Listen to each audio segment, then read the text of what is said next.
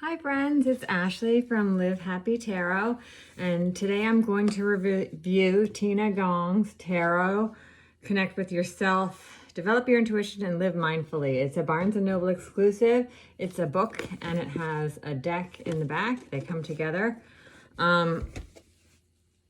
So the book is a really lovely book.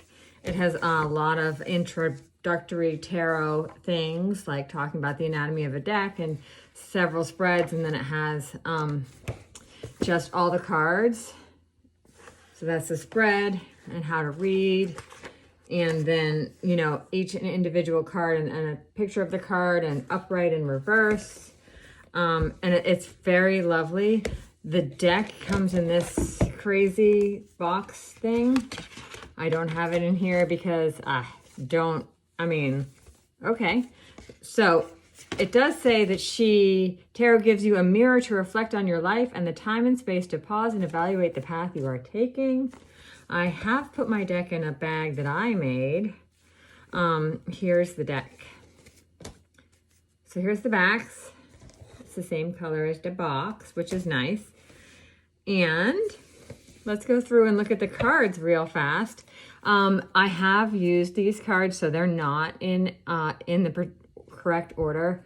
My hair looks a little crazy today, sorry.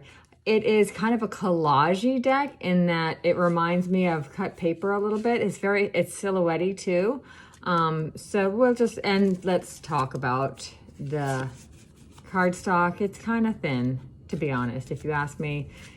But it comes with a book, and it's not that expensive. So it's a wonderful, like high praise for a beginner kit. Like if you're looking for beginner for tarot and the person is just starting, I would highly recommend book and deck together. That's really cool.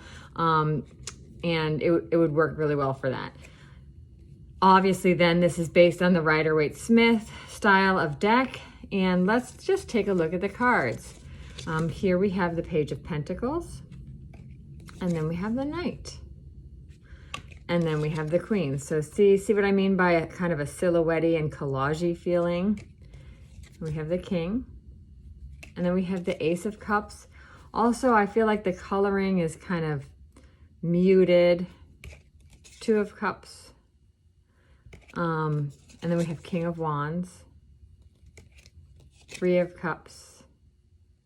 So it does give you a really good feel of what the cards mean. I would not call this a pip deck at all, even though here we have Six of Cups. Some of them are pippy, like this one, 7.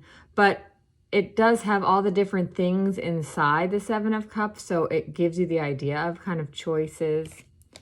And here we have the 8, and you have a silhouette of a person, so you kind of understand the feeling induced by this.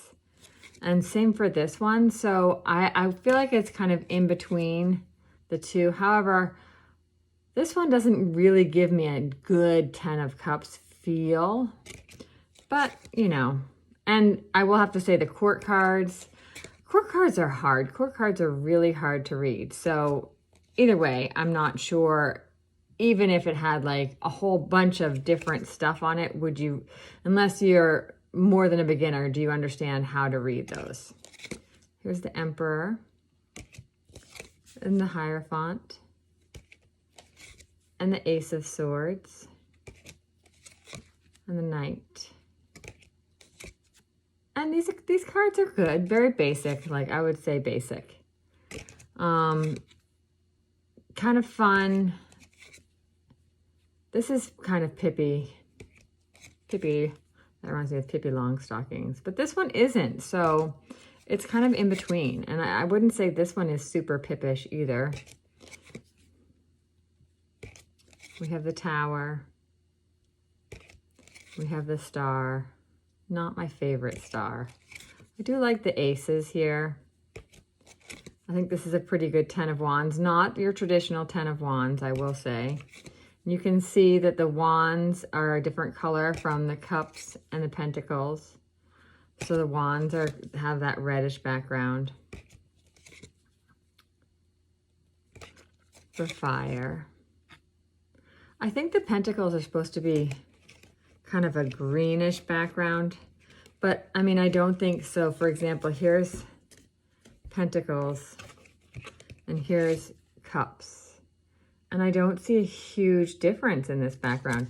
And then here's Swords, but then here's Wands. So it's confusing to me. I would think that, I mean, there are differences. Okay, now that I hold them up together, you can see that there's differences between these two and these two, but I feel like these are very, very similar.